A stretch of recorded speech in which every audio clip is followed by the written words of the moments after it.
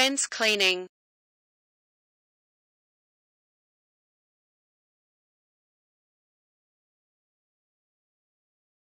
Our specialized tools would love this. Thing is awesome. No, that thing is horrifying. It looks like a rotary Iron Maiden.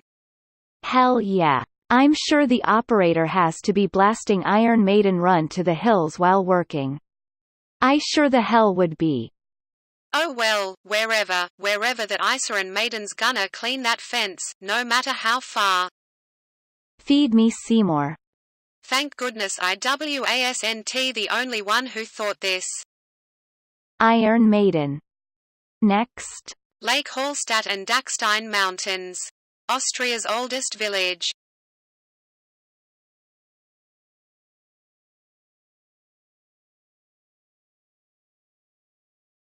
There is place where my soul would rest. No, it wouldn't because of masses of tourists. Well, that's true. Should go somewhere to little village where are zero tourists. Dunno if I could rest under the weight of one Chinese tourists per square meter. Oh wow, cool pick. I went there during a choir tour in 2015 and I can honestly say it's the most beautiful place I will ever go. This looks like where Frozen takes place. Next. Turned down at the circus, Lee decided to try his hand at construction.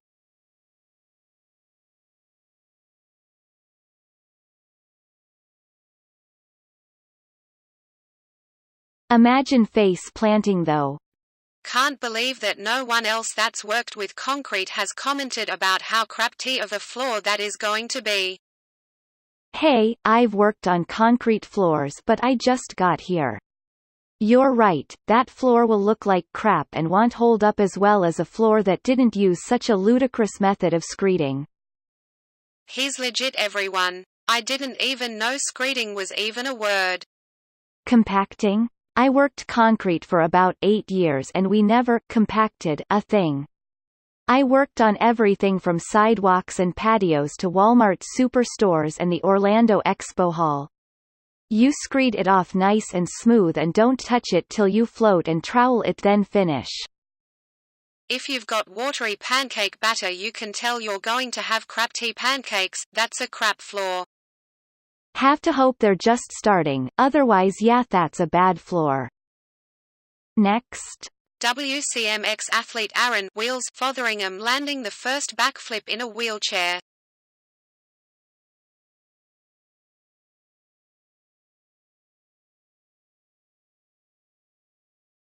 I got to meet him at one of the Nitro Circus shows.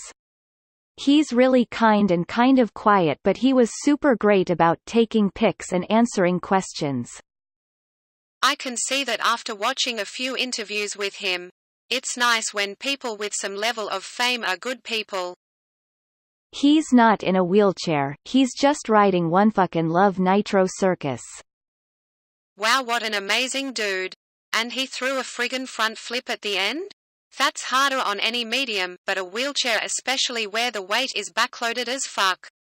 I know I saw him pumping out pull-ups in his chair so this might sound obvious but god damn he must be strong as fuck.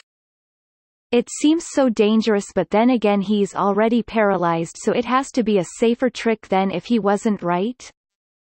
What if it unparalyzed him? Hoping for it to smash his back into place lol. Next. Dad builds Ninja Warrior course for his daughter.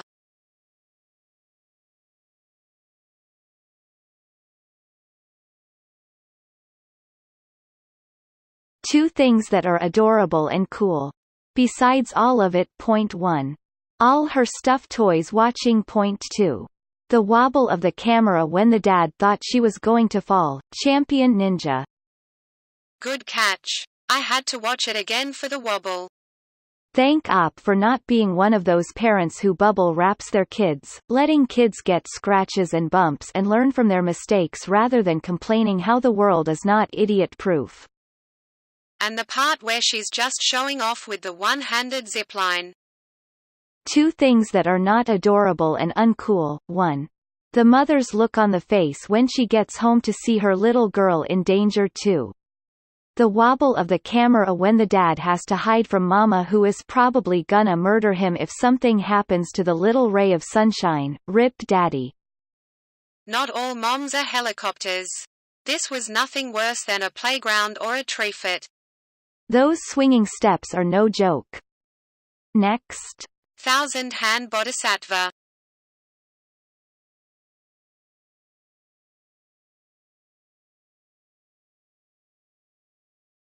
Also they are all deaf mutes. Google it. Yes, a Chinese dancing group of deaf girls. They catch the rhythm by feeling the tiny shaking of the floor. This I didn't know. Must be like spider sense for the feet. Hearing impaired. Can you repeat that? Hearing impaired. I see what you did there X2B. Next. Terrifying whirlpools in the Las Vegas desert.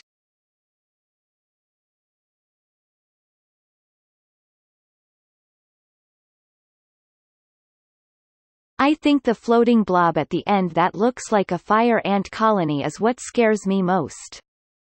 Saw this comment, went back to look for it, and audibly said get M.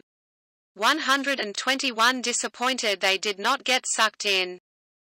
My daughter is allergic to ants and thus they are at the top of my enemy list. And what's worse is they're not even native to North America. You mean fire ants? 'Cause hella ants are native to North America. Ah yes, hella ants. Almost as vicious as fire ants but not quite as much. Hella ants live much further underground too. I've always been fascinated by the hella ant or Formicinae hellae. The genus that survives solely on Code Red Mountain Dew and Cool Ranch Doritos and spends most of its waking hours playing Halo on Xbox. Thank you for joining us, Lena. We'll talk to you again soon. Thank you for having me, Stacy. And we'll be right back after this.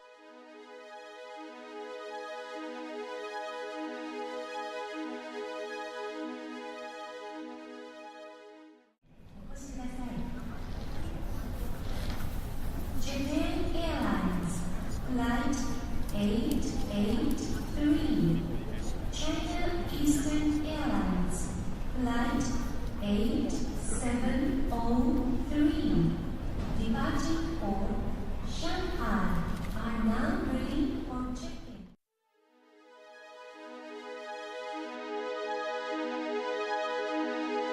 Welcome back. Now you're going to hear a poem. Bright be the place of thy soul, bright be the place of thy soul, no lovelier spirit than thine, burst from its mortal control, in the orbs of the blessed to shine, on earth thou wert all but divine, as thy soul shall immortally be, and our sorrow may cease to repine, when we know that thy God is with thee, light be the turf of thy tomb, may its verdure like emeralds be, there should not be the shadow of gloom, in aught that reminds us of thee, young flowers and an evergreen tree, may spring from the spot of thy rest, but nor cypress nor yew let us see, for why should we mourn for the blessed?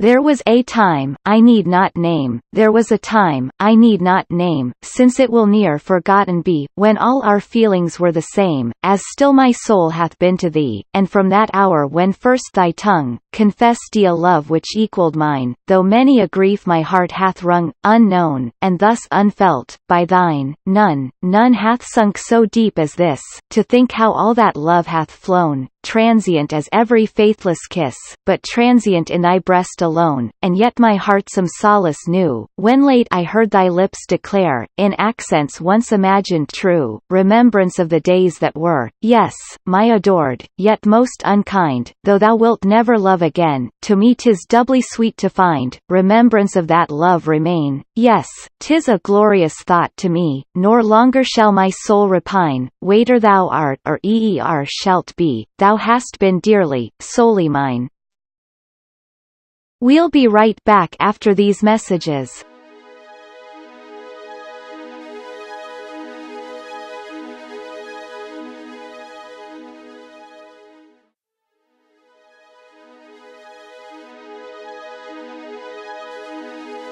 Welcome back.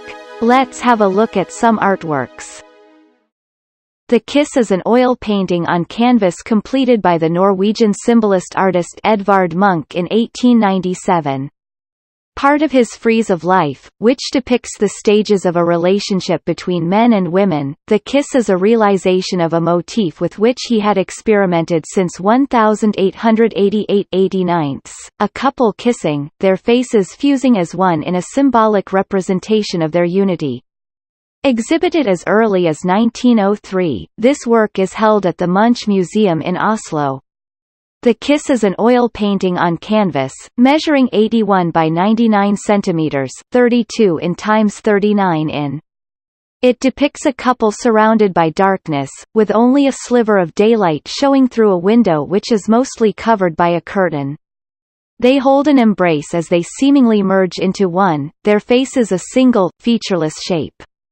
Art critic Roberta Smith notes that Munch favored long, somewhat slurpy brush strokes that were more stained than painted. The painting is similar to, though simpler than, another work with the same theme Munch produced in the same period. The Norwegian symbolist artist Edvard Munch (1863–1944) had to cope with disease, mental illness, and death in his family, as well as a strict and strongly religious father. During his lifetime he experienced disappointment in love and feeble health, causing him fits of melancholia. Munch also became an alcoholic. The artist never married. This influenced his artistic production and the emotional states of his paintings.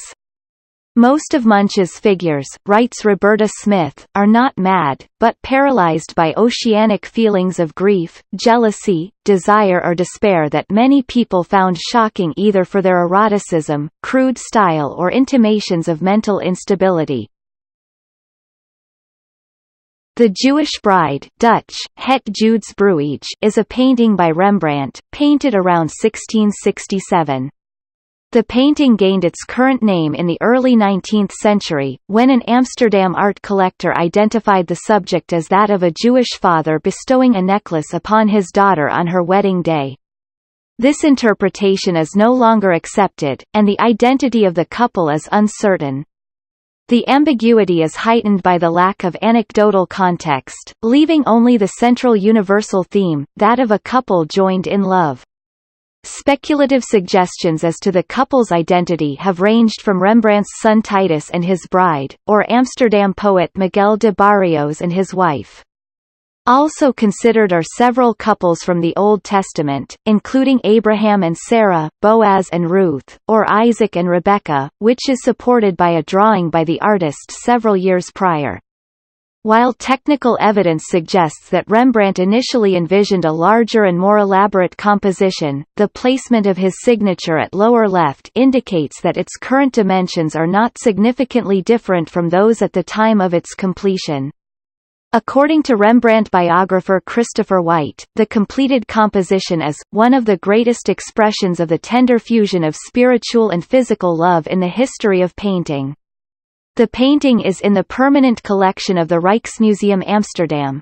The Jewish Bride at the Rijksmuseum Amsterdam. Portrait of a couple as Isaac and Rebekah, known as the Jewish Bride in the RKD Images database. We'll be right back after these messages.